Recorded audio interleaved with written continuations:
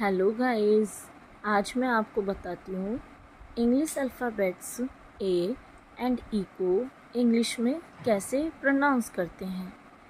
English में ए को बोलते हैं ए एंड ई को बोलते हैं ए। जैसे ट ए न, टैन, स्किन टैन हो रही है, tan.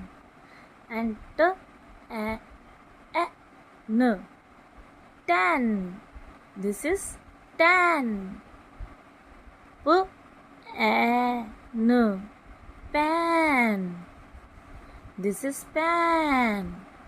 And another one, P A N, pen. This is pen. So ये इंग्लिश अल्फ़ाबेट्स में ए एंड ई को इस तरीके से बोलते हैं।